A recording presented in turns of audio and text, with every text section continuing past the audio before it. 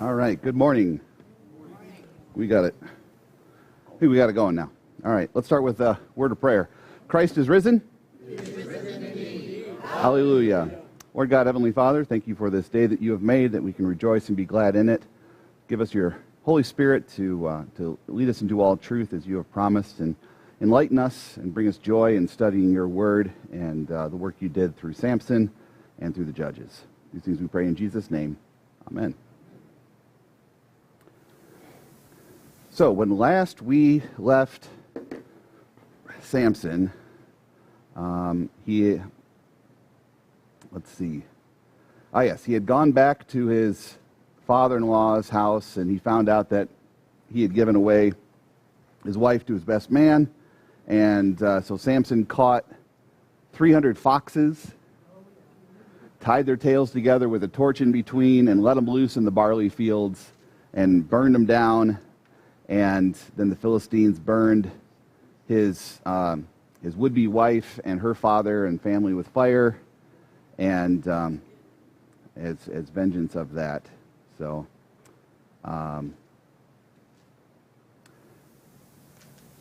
So then so they came up against him. Let's see, verse 7.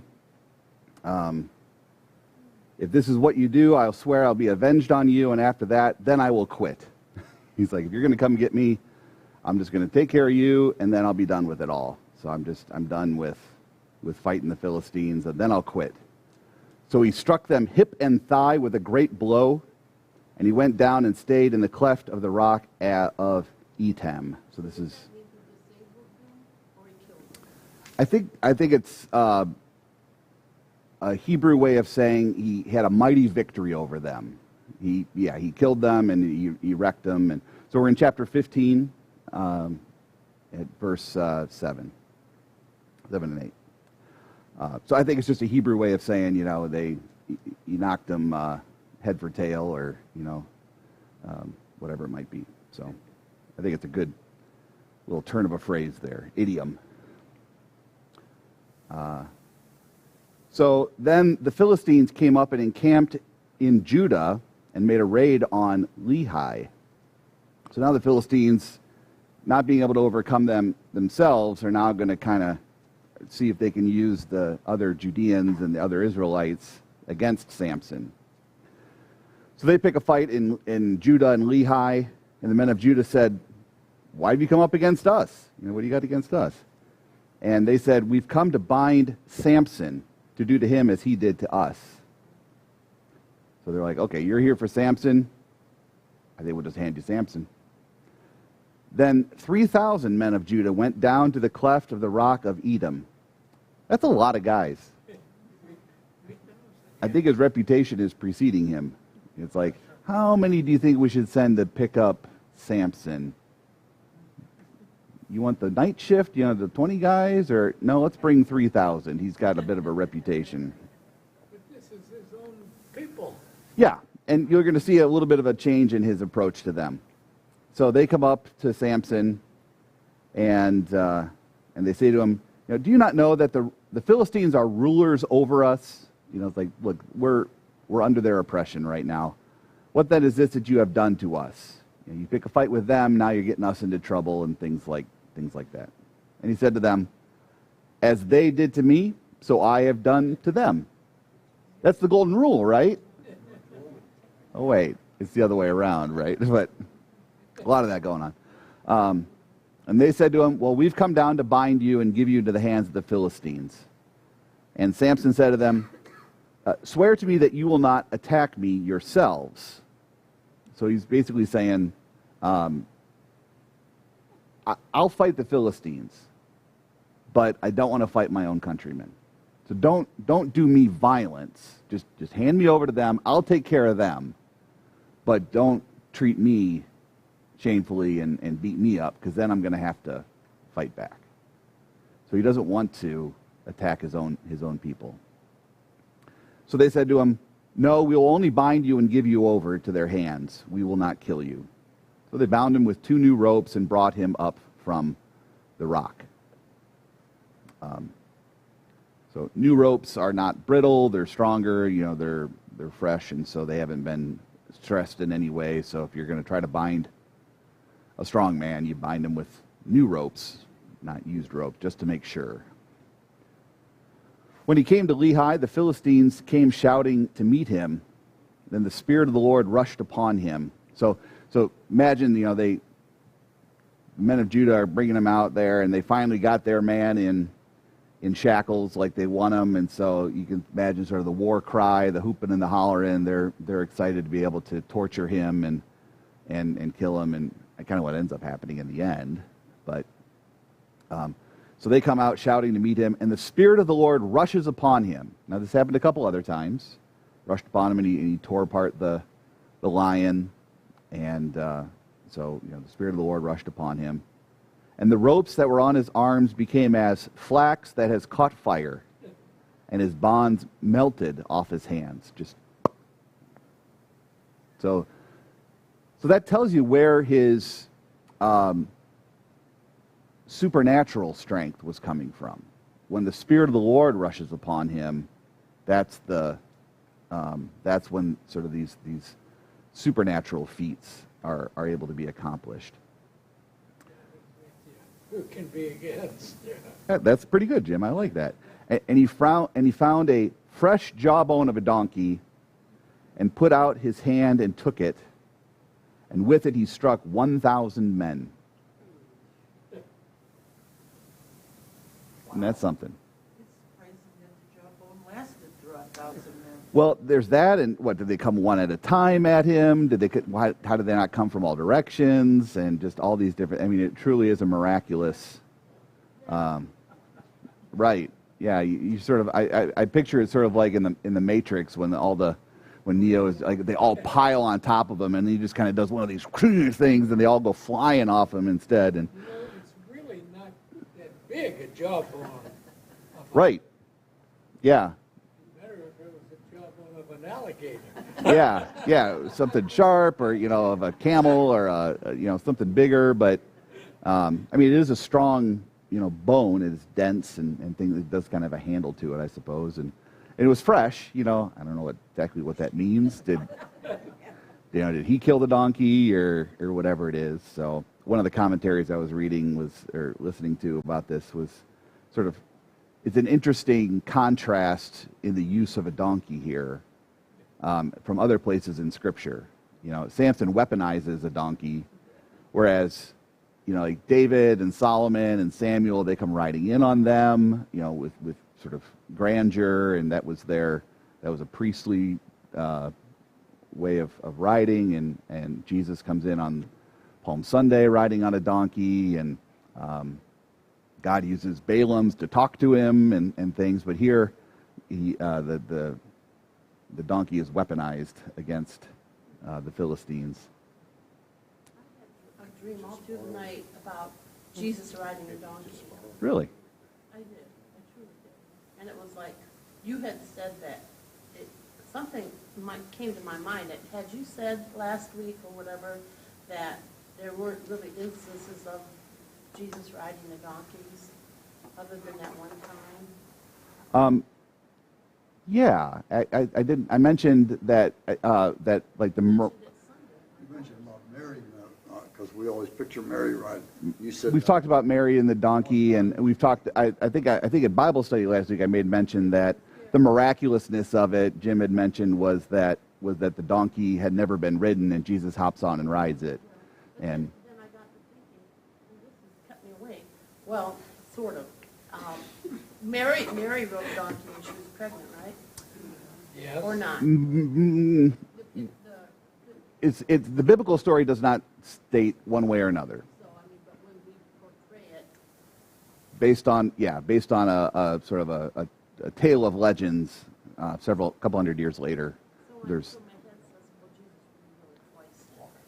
rode it twice. Fair enough. He did ride it twice. Mary rode one while she was pregnant, and then he rode one on. There you go. So Samson strikes the 1,000 men, and then he sings a little song and does a little poem here. It says, "With the jawbone of a donkey, heaps upon heaps, With the jawbone of a donkey, I have struck down 1,000 men. Yeah, I think it's, he likes riddles. You know, he's done wordplay before about their various things, so he's kind of this warrior poet kind of thing, I guess. I don't know. What's interesting, we don't see it in the Hebrew to English, but the word for I think it's for the jawbone is phonetically the same as the word for heap. So if in Hebrew, they're sort of homonyms and homographs. They look and sound the same. So as he would be sort of speaking this, it would be poetic and that would rhyme. It's actually the word the Lehigh when he came to the place that's called there. So it's like with the Lehigh of a donkey, Lehigh upon Lehigh, I made them. So it's sort of poetic. It's good Hebrew poetry. They must have said, "Here comes 1,000 men," because if you're killing these people, you're not counting them. You're not. Oh, there's 1, 2, isn't it? Well, yeah. So the 1,000 men is likely an approximation. So I mean, if it were 1,002 or 97, I guess that's we're okay with that.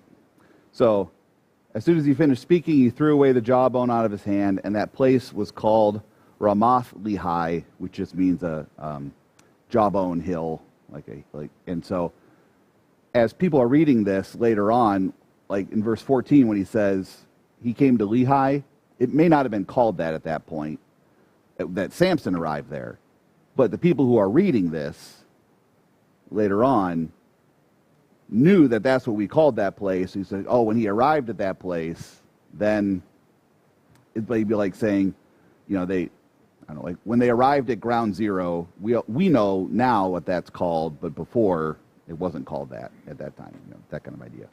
Anyway. Verse 18. And he was very thirsty. I guess that'll do that to you, You attack 1,000 men. And so he calls upon the Lord and says, you have granted this great salvation by the hand of your servant. And shall I now die of thirst and fall into the hands of the uncircumcised? It's like, look, you just gave me this great victory, and now you're going to let me die of thirst? That doesn't seem right. So help me out here, So God split open the hollow place that is at Lehigh, and water came out of it. And when he drank, his spirit returned, and he revived. Therefore, the name of the place was called En-Hakkore, it is at Lehigh to this day. And he judged Israel in the land of the Philistines 20 years. So, En-Hakkore is kind of like the stream I called out, or the calling out stream. So he called out to the Lord, and the Lord gave him a stream. This is kind of the first prayer Samson gives that we have him. And first time he's actually started talking to God. Kind of interesting. Any parallels to other accounts in that where the water comes out? Yeah, Moses bringing water from the rock those 2 times, and whether speaking or striking it, and but in this case, Samson doesn't do anything to the rock. You would have think he would have, he fist punched it, and then the rock split open and water came out, because that's what he would do, right? But just here, the Lord split open the hollow place, so he opened up the spring, and water came out, and he drank and was revived. So it's kind of interesting. So just like that. Got sound effects and everything today.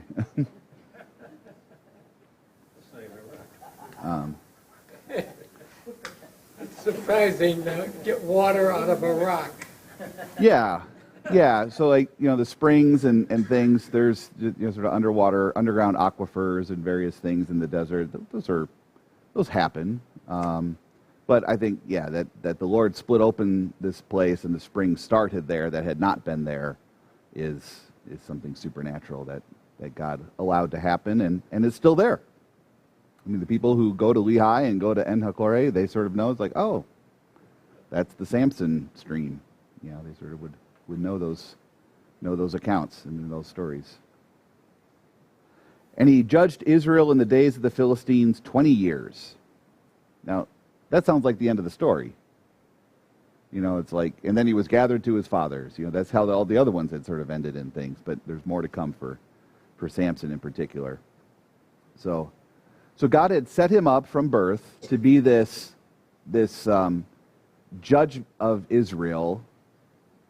So really he exercised his judgment against the Philistines in attacking them and harassing them and making war with them.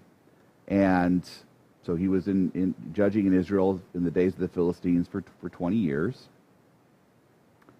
And then there's more to the story. So we get we get this account where he sees this woman and he gets married and he defeats the lion and changes the clothing and then the foxes and the jawbone and all these different things. Wonder what the other 20 years were like. There's a lot to it maybe. So, all right.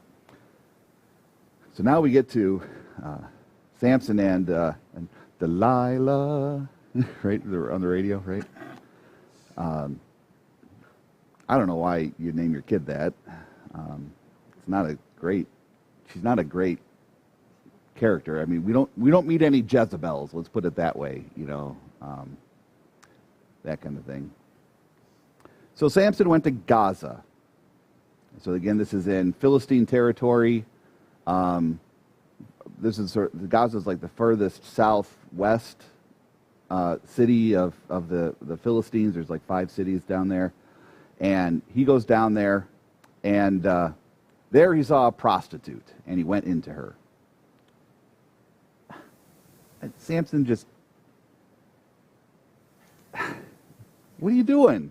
It's you're a judge over Israel. You've been given these blessings from God, and you just keep making these mistakes. You keep the passions of the flesh is what seems to drive him. Too much I know why he's so strong. He's got way too much testosterone. Is what he's got. That's his problem. That's why he's so aggressive and everything like that. He is no different than David. You're very right. Or for that matter, Reuben. He went out and found a prostitute, which happened to be his daughter-in-law, but that was a big mistake, and that kind of stuff. And there's a certain humanity to it. There's a certain, if you're trying to sell a miraculous story about the great heroes of your country or your tradition and things like that, you don't talk about him visiting prostitutes and marrying unbelievers and breaking his vows and all these kinds of things. You just gloss over those, or you just ignore those. But I think this is just, it really gives credence to, these are the true accounts of Samson. These aren't once upon a times. He's a sort of a tragic hero in a sense. He's a flawed hero. He's still a man. He's still a sinner. And he's consistent, at least, I guess. But I think there's some comfort in knowing that, comfort in a warning. I mean, a warning in saying Samson or David or Solomon or whoever these guys were elevated. They were chosen by God. They were given particular gifts and blessed in particular ways, and they were not immune from sin and temptation. And so that is a warning to us to say, I've been I was baptized and I was confirmed in 8th grade on Palm Sunday, and I went to Lutheran schools my whole life, and I never missed a day of church or Sunday school. And we find these ways to sort of, we're tempted to sort of say, when we talk about sin and sinners, that's a story about them.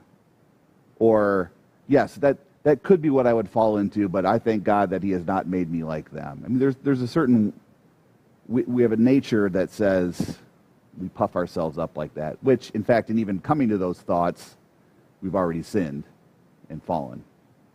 So I think Samson is a cautionary tale of that, be warned that just because you're not immune from these sins and things. And so when your sin is called out, we should receive it with humility and to say, you know what, I was not above falling into this particular sin or something. Whereas our pride would say, who are you to come and accuse me of being a sinner? Don't you know who I am? And this sort of stuff. And it's like, you're a sinner like me, and that's just where we're at. And we need forgiveness, and we need our sin called out to us sometimes because, Samson didn't do this because he didn't think it was okay. He didn't do this because he didn't think it was wrong. He did it because he wanted to do it. He knew it was sinful. So he goes there and he sees a prostitute and he went into her. So they had sex, and the Gazites were told, hey, Samson's here. It's like, oh yeah, we remember him. Get a rope. So they surrounded the place, the brothel or wherever it is, set an ambush for him all night at the gate of the city. And they kept quiet all night, saying, let's wait until the night to the light of the morning, and then we'll kill him. Because it's dark and they don't want to write, if we light torches and stuff, he'll see us coming or whatever. I don't know why they wanted to wait, but they're like, all right, we'll keep quiet, we'll lay in wait, we know he's not going anywhere, we got the place surrounded, we'll kill him in the morning. But there Samson lay until midnight, and at midnight he arose and took hold of the doors of the gate of the city and the 2 posts, and pulled them up, bar and all, and put them on his shoulders and carried them to the top of the hill that is in front of Hebron. Now, this is another one of those, it's not a Herculean feat, it's a Samsonic feat. I don't even know how to say that. Well, where do you think they got the ideas from? Where do you think the Greeks got the idea about Hercules? They read the stories of Samson, because this is before that. Yeah. Talk about strong, you get Samsonite luggage. So when they talk about being in the gates of the city, so it's very much like like when you see medieval castle movies and stuff like that. So you've got the main gate, not like a drawbridge and stuff like that, but then you've got this port that you have to go through, and the portcullis that comes down and things like that. So you'd have this, you've got the wall here, and then there'd be this section that would be bigger, and it'd be like an alleyway, and then here's the doors, and the guards, there'd be guard towers or spots on either side here, and it would come and go and things like that. So there'd be sort of this narrowing area that this is like looking from above. This would be like the gate here. Yeah, so the doors would swing, So there's the posts. Yeah, so we get a top view of it. Yeah. So the gates swing here and stuff. So and the gate was supported by posts. So yep. Yep. So wherever he was, whether it was in a house in the wall or kind of like with Jericho was or something like that, but nevertheless, Samson gets out, and he rips down the doors, and these probably aren't just 6-foot doors like what we got there. They're probably, big, kind of magnificent doors, and maybe, I don't know what they were made out of, wood or bronze or who knows, and that kind of stuff. So we know it's a big feat that he's accomplished here.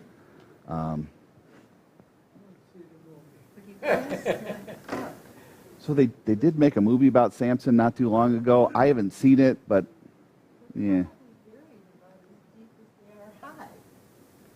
Yeah, they would have to be. Right, the posts in the ground would have to, for foundational support and stuff like that. So, yeah. So, it's he's really making the point there that, he doesn't just push the doors over, which would have been making a statement. But he rips them out and pulls them up, and he picks them up on his shoulders and carries them to the top of, well, the hill. It is something of a mountain. But it's like 40 miles away. Carry them all that way? Is that what it said? Hebron is, so he carries them to the top of the hill in front of Hebron, which is back in Jerusalem, in Judean territory. So it's like 40 miles away. So to the Israelites, you see Samson showing up. It's like, aren't up on the hill, aren't those the gates of Gaza? But it's a way of saying Gaza doesn't have any gates, which means Gaza is vulnerable.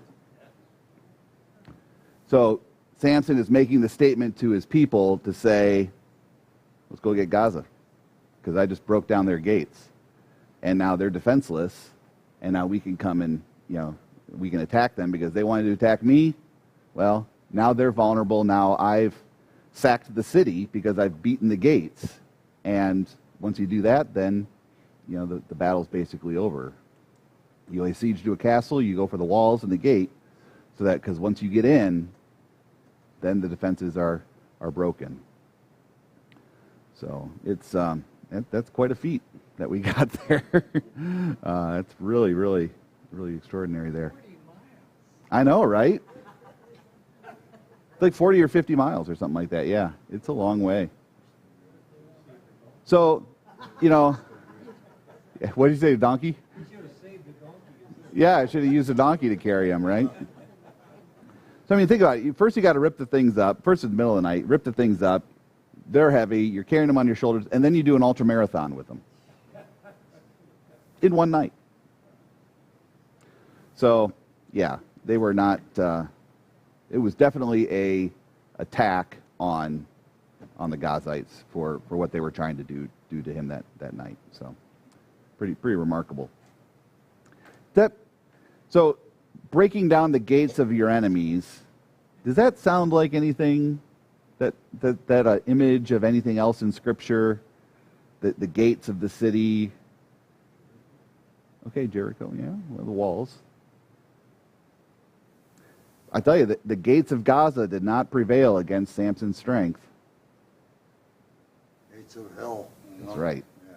That's right. Jesus said, thou art Peter, and upon this confession that I am the Christ, I will build my church, and the gates of hell will not prevail against it.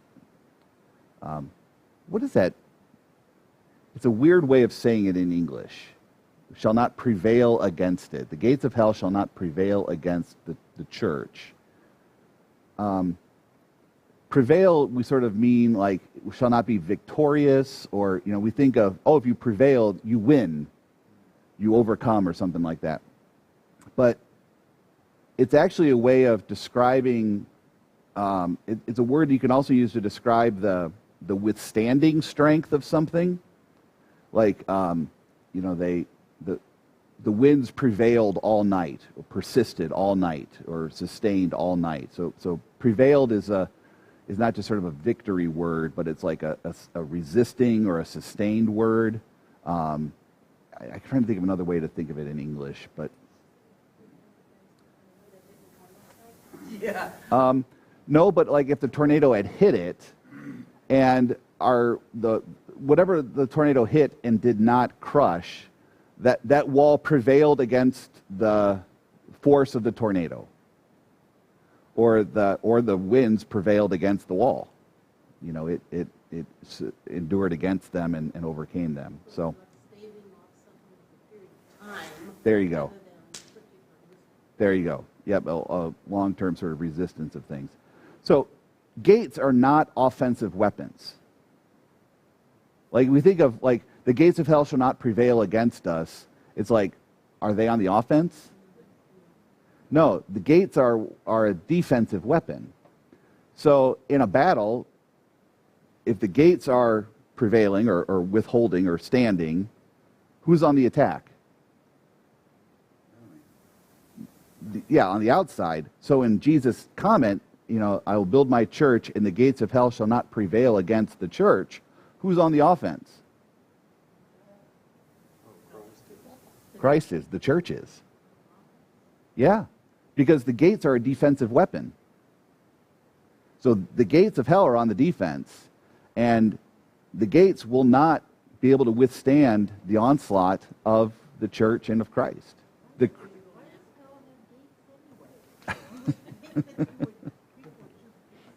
would welcome you in, right? Come on in.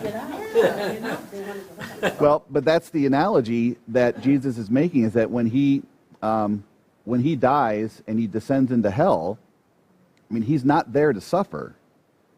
He's there to break down the gates of hell, and he took the keys of the gates of hell, is how that's described, and sometimes it's called his descent into hell is sometimes called the harrowing of hell, or the releasing of, or the defeat of those in bondage there. So when we are the church militant, we are the church standing against Satan and fighting against him, and we know that by the blood of the Lamb and by the word of the testimony, we overcome Satan and his minions, and the gates of hell don't prevail against us. They cannot withstand what Christ has accomplished, and Christ, as the head of the church, wins victorious. That was what the whole descent into hell was about, was declaring victory and breaking down the gates of hell so that they no longer have any power. I mean, he has defeated death and Satan in his death and resurrection. So he took the gates, he put them up on his shoulders, and he marched from 40 miles, and he put them up on the hill and said, I win. Yeah. And in fact, here. Oh, yeah. It reminds me.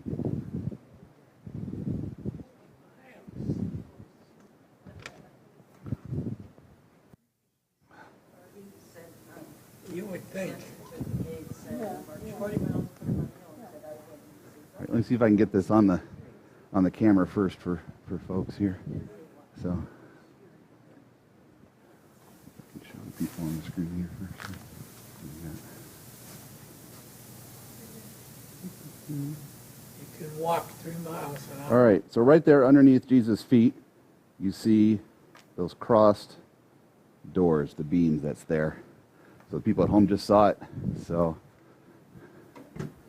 I'll show it to you. So this is an icon of the resurrection. So there's Jesus being resurrected, and what's below his feet? The doors, the gates of hell. So I was thinking about the doors and the posts and being ripped up and carried on his shoulders, and I'm like, oh yeah, that's in that icon of the resurrection there.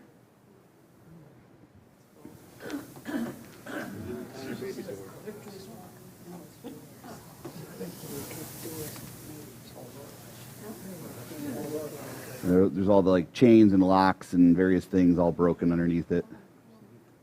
So that made it. Oh.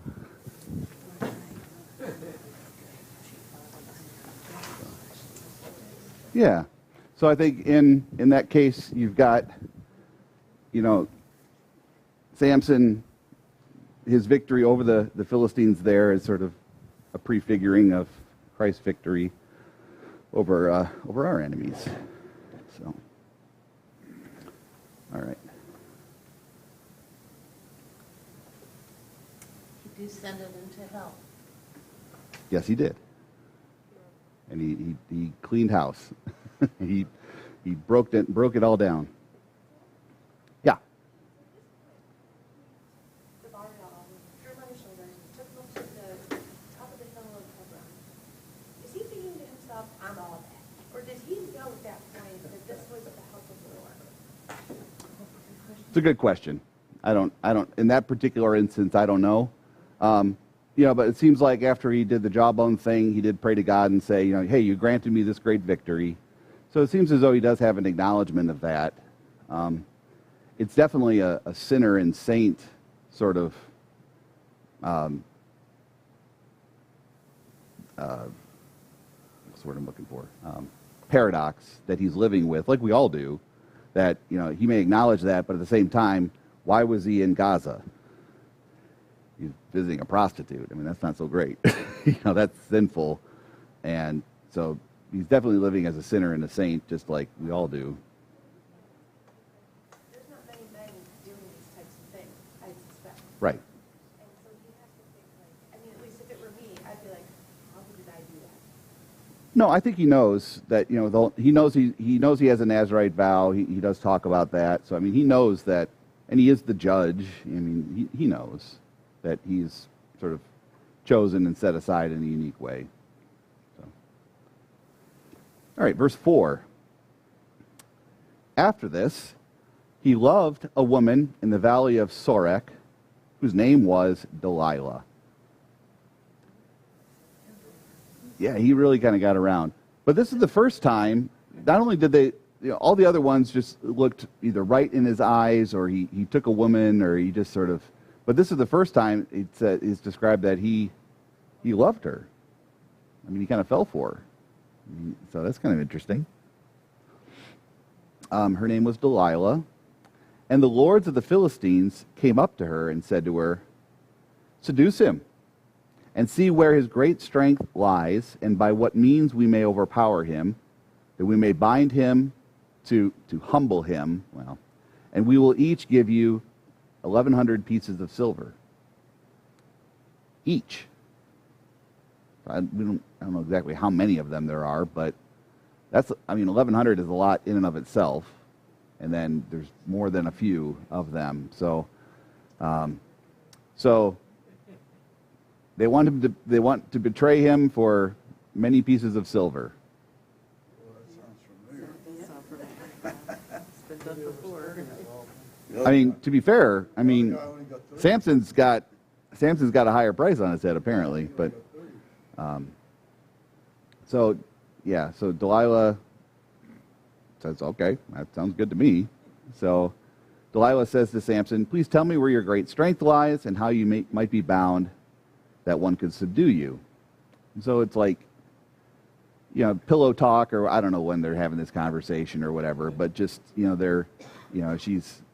in love with her and she's seduced him and is just sort of so, you're so big and strong. Where does your strength come from? Who could ever overcome you? Just gonna lead him on. And what happens, he should realize that she's not after his best interest. well, we don't know that this is the prostitute. We don't get this is a different woman. So for him to trust her at first, I mean, it's not total surprise. Love is blind. Yeah, and I think that's kind of, he's going to be. So Samson says to her, "If they bind me with 7 fresh bowstrings that have not been dried, then I shall become weak and be like any other man." And so the lords of the Philistines brought up to her 7 fresh bowstrings that had not been dried, and she bound him with them. Now she had men lying in ambush in an inner chamber, and she said to him, "The Philistines are upon you, Samson." And he snapped the bowstrings as a thread of flax snaps when it is touched by the fire. Same reference as when his arms were bound before, like flax touched by fire. It's interesting. So the secret of his strength was not known. So I think at this point, it's still a secret that the Philistines were in the other room. So, they're in the other room. She's got just him in the room tied up. And, he wakes up and breaks the bonds. And she says, "Oh, I just wanted to see if you were telling me the truth. I just wanted to see what would actually happen." She can kind of play it off because he doesn't leave her or anything. And so the guys in the other room are like, "Oh, he's loose. Get lost." Then Delilah said to Samson, "Behold, you have mocked me and told me lies. You hurt my feelings. Please tell me how you might be bound." And he said, "If they bind me with new ropes that have not been used, then I shall become weak like any other man." Well, we already know that's not true because they did that earlier. So she took new ropes, bound him. Same thing. Philistines are upon you. Men in the other chamber. He rips off the ropes. Then she said to Samson, until now you've mocked me and told me more lies. Tell me how you might be bound. It's like, come on. I don't know how long this goes on, but it's probably not one day after another. It's just, you imagine they're having a relationship, and it's like, remember the time it's like, come on, really tell me how. So she's sitting there telling him that he's mocking her. Right, ironic, right? You're asking me these questions, then it happens, and then it happens if you ask him. Yeah, but it's like he tells her, and then she tries it out on him. I don't know. Well, maybe that's why he's telling her more fanciful things. Just sort of like, oh, I bet if you cooked me a great meal and brought me nice wine, I bet then I'd get weak, wouldn't I? It's like, that'd be a real shame if that happened. I think it's in the relationship, it's like, you're so strong and this is how you might be bound, and she's just being, whether it's playful with him, of just saying, it's like, oh, I want it, however she's lying about it. Yeah, she's complaining about him lying when the whole time, who's lying? She's lying, yeah. Oh man, Samson's not too smart here. Yeah. So verse 13, another cycle, and he says to her, if you weave the 7 locks of my head with the web and fasten them tight with the pin. So this is like a weaving, like in a loom. And so the 7 locks of his head, I guess in the movie that came out not too long ago, they depict him not sort of with a flowing mane of sort of lion's hair, Fabio style, but more like dreadlocks.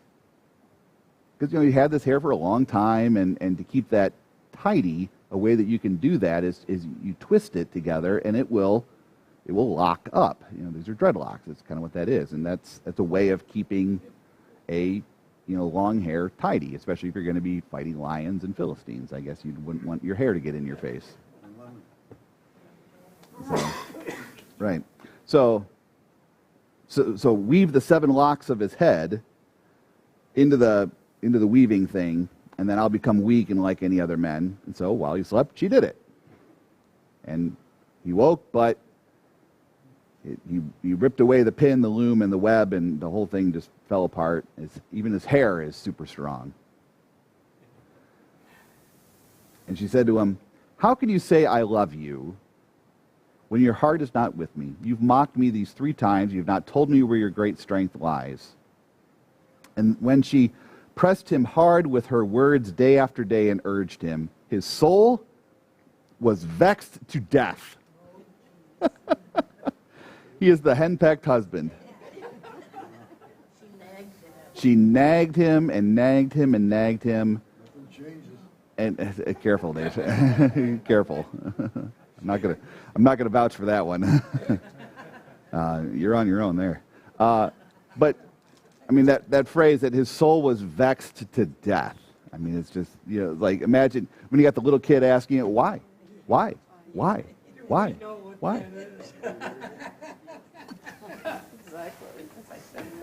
There's a funny image, meme online. It's like, once I had kids, I finally understood the scene with Yoda and Luke where Yoda gets so tired of Luke asking questions, he just dies. Now that I've had kids, I understand it. So it's like, I get that. So he was vexed to death. So in verse 17, he told her all his heart and said to her, a razor has never come upon my head, for I've been a Nazarite to God from my mother's womb. I've failed a few times, a lot of times. If my head is shaved, then my strength will leave me, and I shall become weak like any other man. When Delilah saw that he had told her all his heart, she could tell, like, okay, now you're finally leveling with me. She sent, called the lords of the Philistines, saying, come up again. He's told me his all his heart this time. It was a heartfelt confession. Then the lords of the Philistines came, brought her the money in their hands. She made him sleep on her knees, just let her fell asleep in their lap. She called a man and had him shave off the 7 locks on his head. So that's the other thing. I mean, what, he didn't notice his head getting woven into a loom or wrapped up with bowstrings and stuff? I mean, he's got Come on in. So, hey, is that it? We need a sign? All right, thanks. Yeah, so apparently he's a very sound sleeper. Yeah, I mean, it says he never noticed all these other things either, but... so, he's asleep. Somebody comes in, shaves off the 7 locks, and then she began to torment him, and his strength left him. I mean, I think it's like a torturing word. She began to afflict him, and just emotionally abuse him, and physically abuse him, and his strength left him. And she said, "The Philistines are upon you, Samson." And he woke from his sleep and said, "I will go out as at other times and shake myself free." But he did not know that the Lord had left him. The Philistines seized him and gouged out his eyes and brought him down to Gaza and bound him with bronze shackles. And he ground at the mill in the prison. So the hair as the external symbol of God's presence with him, and Samson's confidence being placed into the hair, his forsaking of his sort of repeated forsaking of his vow, and we're just being very cavalier with it, being very casual about it. All these things add up to his unfaithfulness, resulting in his hair being cut and the Lord leaving him. So it's not as though the hair itself was supernatural, but it was the external symbol of God's presence with him, the vow, and all these things that had finally come to its culmination of Samson forsaking it, as he had done, over and over and over again. And it was finally that discipline of God toward Samson to say, enough is enough. You've forsaken this enough times for your own purposes. So now I've left you, and now you will suffer for your unjust, for your breaking of the vow. So he thought he could still go out as other times, but he didn't know that the Lord had left him, and they seized him. To disfigure a slave or somebody you take in war was pretty common back then. So taking out his eyes and binding him, and they put him at a millstone. So instead of an animal that would go round and round, they put him at there to go round and round. So sort of a torturous sort of affair there as well. But the hair of his head began to grow again after it had been shaved, which is pretty normal. You shave it off and it'll start growing back. So now here Samson has reached rock bottom. He's hit bottom, and his hair is gone, his eyes are gone, he's blinded, and what does he have left but to be humble and to be contrite before the Lord, and he does, and that's where the strength returns to him for this last episode. I think the losing of his hair and his being humbled by being taken prisoner and afflicted is what finally gives him the perspective that says, it's not my hair, it's not my own strength, it's that the Lord was with me, and that's what, whatever we suffer in this world, that's what we need to think about and say, but the Lord is the only thing that can bring me through this. So his hair began to grow back, and I think that's, again, emblematic of his faith growing back and being strengthened again and being united with God once again. Now the lords of the Philistines gathered to offer a great sacrifice to Dagon, their god, and to rejoice. So Dagon's going to come up later on too, where they capture the Ark of the Covenant and they bring it to the temple of Dagon, and it ends up falling down before the altar. It ends up falling down before the Ark of the Covenant. So it's kind of cool. But so Dagon is there, the Philistine god of choice. And they rejoice and they said, our God has given Samson our enemy over into our hand. And when the people saw him, they praised their God. And they said, our God has given our enemy and the ravager of our country who's killed so many of us. And where their hearts were merry, so they were drinking, they said, call Samson that he may entertain us. So they want to mock him. They want to make him a spectacle. Right. Yeah. They put him in a purple robe and put a stick in his hand and a crown of thorns upon his head. All right. So they called Samson out of the prison. He entered with them, and he made him stand between the pillars. And so, just sort of, again, bound and sort of to mock him. And Samson said to the young man who held him by the hand, let me feel the pillars on which the house rests, that I may lean against them. So, however that conversation went, but so the construction of those included, multiple levels, but with pillars in between and things like that. So that's so let me lean against them. He's a slave. He's tired. He's been grinding the millstone. I don't think the kid thought much of it. Now the house was full of men and women.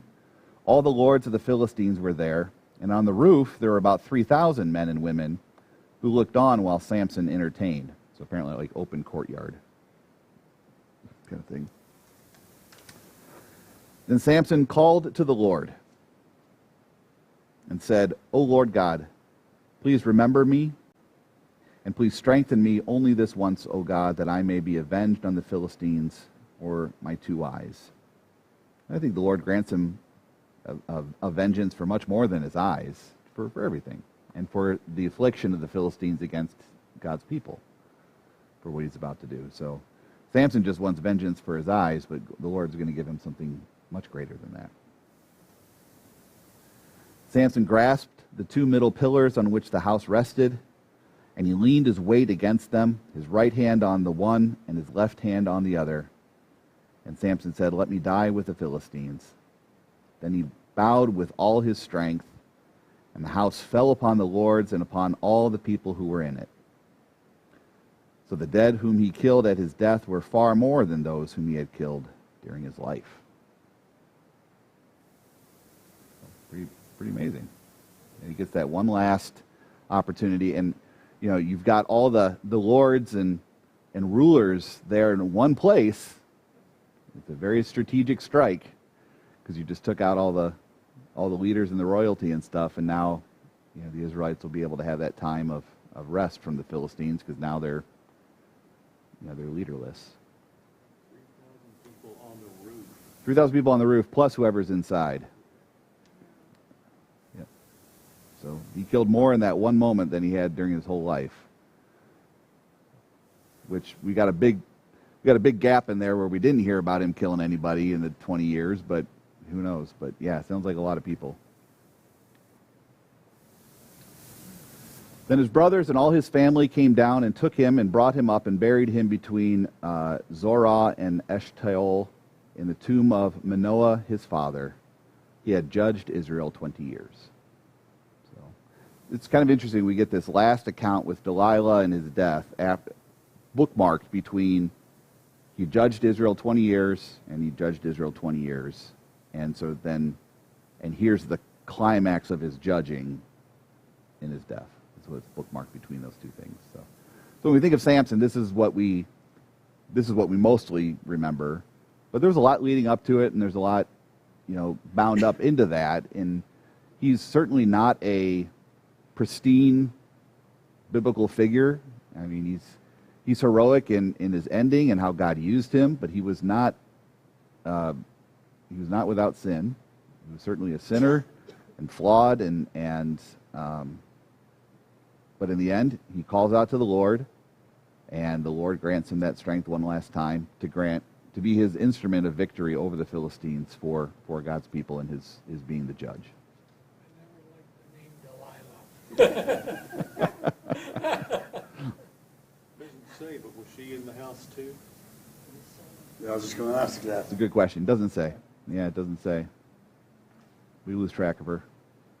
She accomplished what 1,000 men couldn't. Yeah. Right. Right. Yes. Well, love is a powerful thing, and you can. And Delilah on the radio played some good music. Yeah. Yeah. Yep. It was like a late night.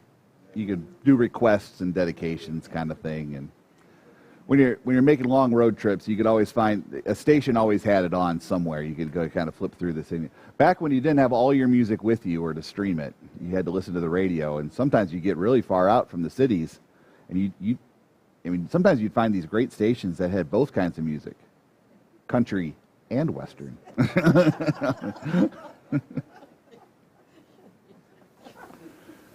Or sometimes you just drove with nothing on.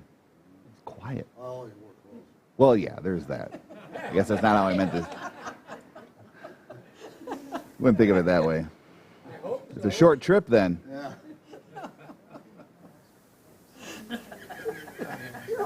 All right.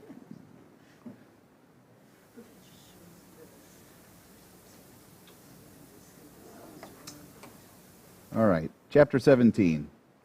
So, kind of literally a new chapter in the account of the judges. We sort of jump through some things here.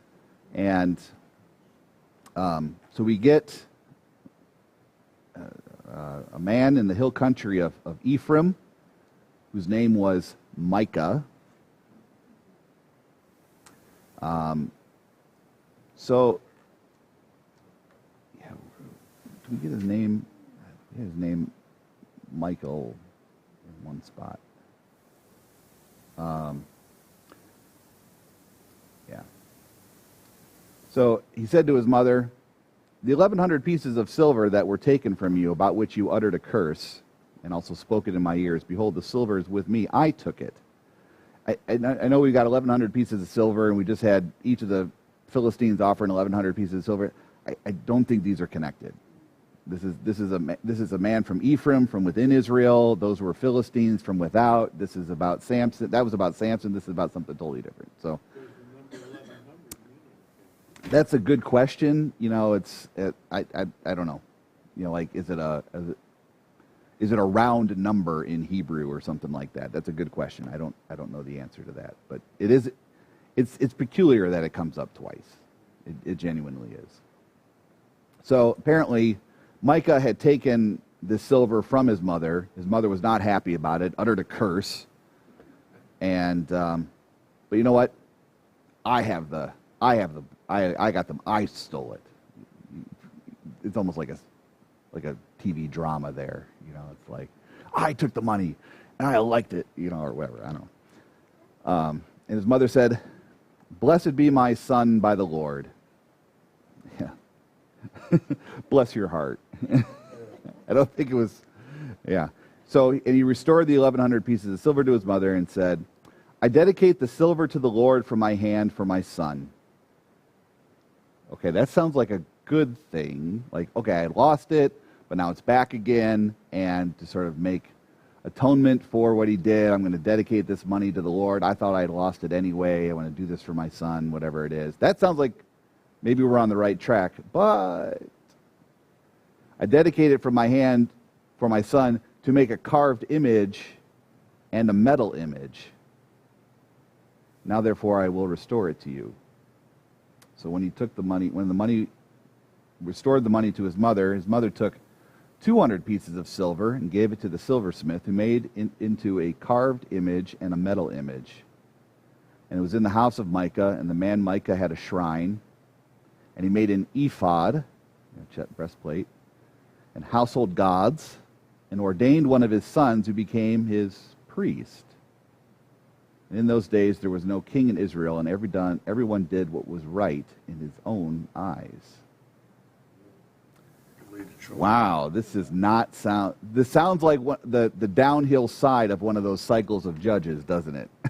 We're definitely on the downhill slide here. So she wanted to sort of atone for her son, or to buy a blessing for her son, and dedicate the money back to the Lord by making an idol. Hold on. Yep. Someone stole these silver pieces from his mom? Yeah. She thought it had been stolen from her. The money was missing, And then he came forward and said, I took it, Mom. Oh, he took it. Yep. Micah took it. Oh, okay. I get it. Yep. So the problem that we have building here already is that to dedicate to sort of make an offering to the Lord, they're making idols. And then she's trying to dedicate the 1,100 pieces of silver, but when the money comes back to her, she takes 200 pieces of it and gives it to the silversmith to make these things. I thought she was dedicating all of it to that. So there's that.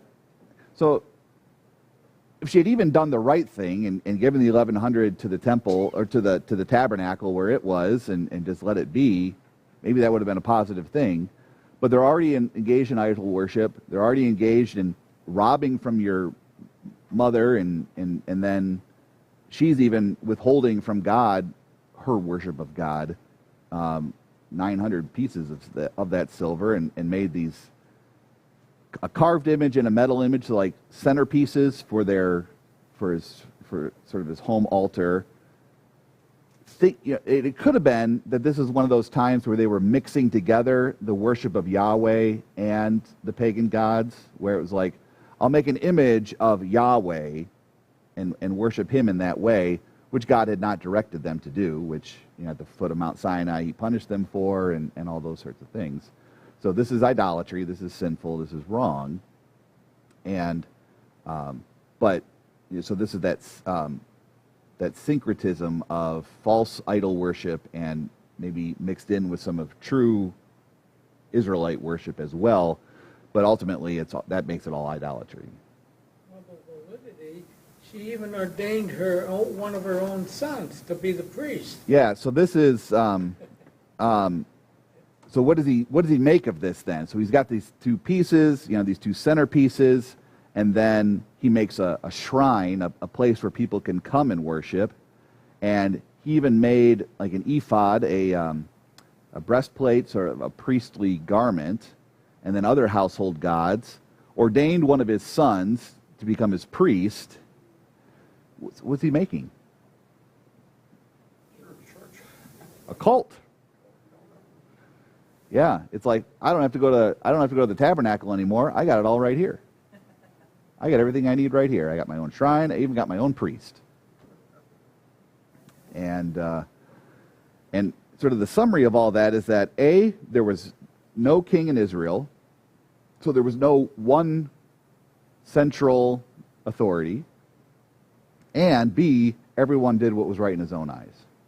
So without a king, you've got everybody doing what they want and leading themselves in the wrong way.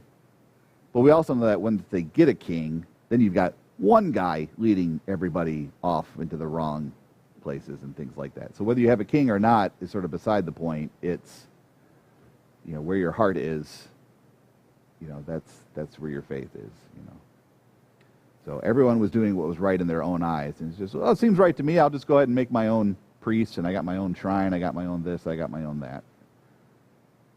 It's going to get worse. Now there was a young man of Bethlehem. Oh, yep.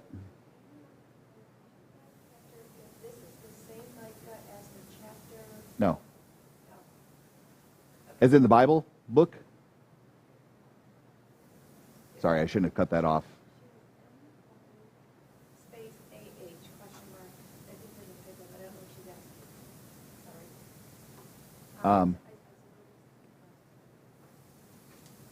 Sorry. So this is not the prophet Micah who writes the book of the Bible. This is many, many years before that. So we'll see what she clarifies there. So now we got another character coming in here. Now there was a young man of Bethlehem in Judah, of the family of Judah, who was a Levite, and he sojourned there, which is a little confusing. So he's a Levite, but he's from the family of Judah. It's a little bit of a confusing thing. So it could be any number of things. Likely he was a Levite in that he was descendant of Levite. He was of the priestly class, that kind of stuff. He was living in Bethlehem of Judah, so that's to say he was sort of the family of Judah, or maybe one relative, maybe his dad was a Levite and he married a Judean mom or something like that. I don't know how it works. But nevertheless, He's a Levite, which if you're trying to set up your own cult and you need a priest, what's better than a Levite? So he departed from the town of Bethlehem in Judah to sojourn where he could find a place. So he's just some sort of itinerant, just kind of floating around. And as he journeyed, he came to the hill country of Ephraim, to the house of Micah. And Micah said to him, "Where are you from?" He said, "I'm a Levite of Bethlehem in Judah, and I'm going to sojourn where I may find a place." I'm just a man on the road, man. I'm just going to go where I go, right? And Micah said to him, "Stay with me.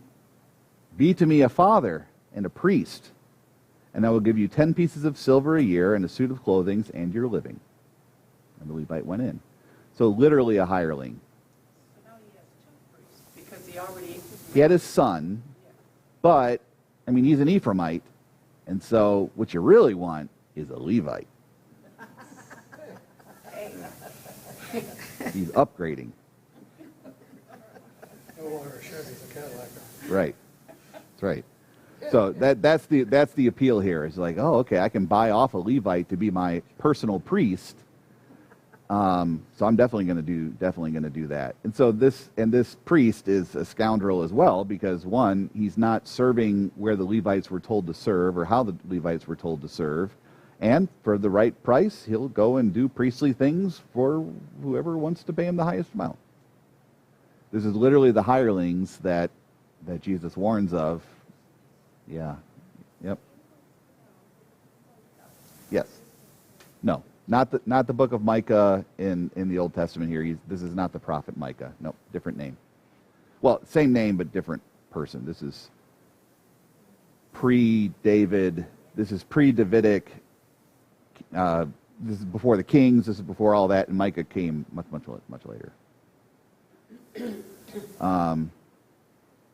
So, verse 11, the Levite was content to dwell with the man, and the young man became to him like one of his sons, and he ordained the Levite, and the young man became his priest, and was in the house of Micah. And Micah said, Now I know that the Lord will prosper me, because I have a Levite as a priest.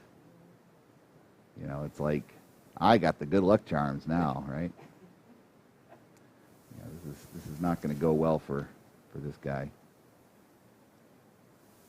Oh, yes. All right.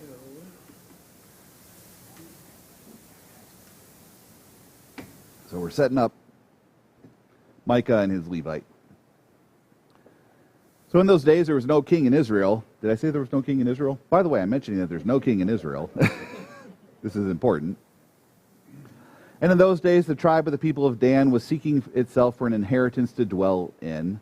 For until then, no inheritance among the tribes of Israel had fallen to them. And so, but quick, before you start looking up whether Dan had gotten an inheritance, yes. When Joshua, when they arrived there, the tribe of Dan did receive an allotment by lot. It was assigned to them, but it was one of those areas that they were unable to conquer. So Dan was never really, the tribe of Dan was never really able to take possession of it. So they were still fighting for their homeland in that respect.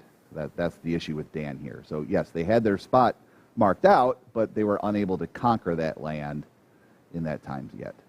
Is that right? There was like a separate tribe of Dan? No, I think I'm getting that confused. You had the half tribe of Manasseh. Was Dan? No, so part of who were there? Half tribe of Manasseh and Dan, Asher, and half the tribe of Manasseh wanted to stay on the east side of the Jordan, and that's where they were at. But they were unable to subdue that land, and so they were still sort of floating around out there. So until then, so the people of Dan sent 5 able men from the whole number of their tribe, from Zorah and from Eshtaol, and spy out the land to explore it. So they're looking for, hey, what can we conquer? And they came to the hill country of Ephraim, to the house of Micah, and stayed there. And while they were there, they recognized the voice of the young Levite. They recognized the guy. They turned aside and said to him, "Who brought you here? What are you doing in this place? What's your business here?"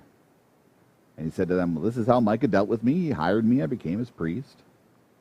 They said to him, "Well, inquire of God, please, that we may know whether the journey on which we are setting out will succeed." The priest said, "Go in peace. The journey on which you go is under the eye of the Lord." Are you sure? So you just asked a hireling priest whether, yeah. So the 5 men departed and came to Laish and saw the people who were there, how they lived securely in the manner of the Sidonians, quiet and unsuspecting, lacking nothing that was in the earth and possessing wealth, and how they were far from the Sidonians and had no dealings with anyone. So you got this isolated place that was prospering. They were unsuspecting, an unsuspecting group that had wealth, and they didn't seem to have a lot of alliances or trade. It was a peaceful place, and they were kind of on their own. And they came to their brothers back with Dan, and they said, "What's the report?" And they said, "Let's rise up and go against them. We've seen the land; it's very good. And will you do nothing? Do not be slow to go and enter in and possess the land. And as soon as you go, you will come to an unsuspecting people." Basically, they'll never see you coming. They're not expecting it. The land is spacious, and God has given it into your hands. Well, they thought, because they had the false prophecy. And a place where there is no lack of anything that is in the earth. So they went up, they encamped, and on this account, that place is called Mahana Dan to this day, for it is west of that place, and they passed from there to the hill country of Ephraim, and then came to the house of Micah. So they're coming to attack that place, and they went up from there with 600 men. So, we think of these vast cities and stuff like that, but I'm thinking this is, you got 600 men to conquer the whole town there, sort of thing. It just doesn't necessarily have to be all that big, but prosperous. A good land and a good country. What'd you say? Right. Yeah. Exactly. So they get there and they get to Micah's house, and they kind of recap everything. We got 600 men, we got all this, and we got the carved image. And in verse 17, and the 5 men who had gone to scout out the land went up and entered Micah's house and took the carved image, the ephod, the household gods, and the metal image, while the priest stood there by the entrance of the gate with the 600 men armed with weapons of war.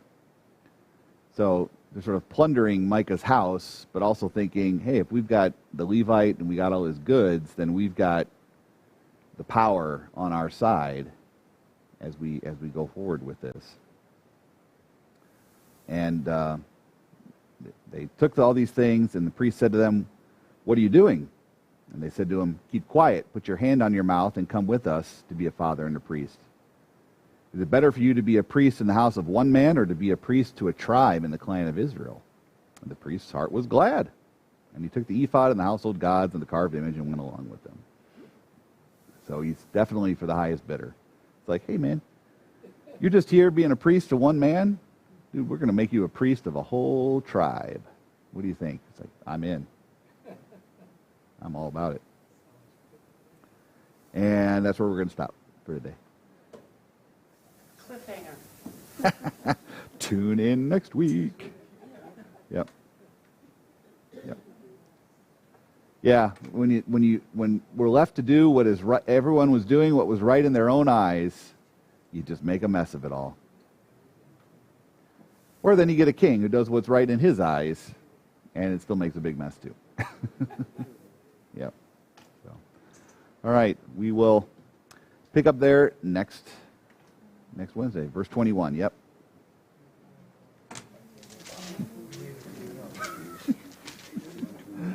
What's the matter with you? What he says. What is the matter with you?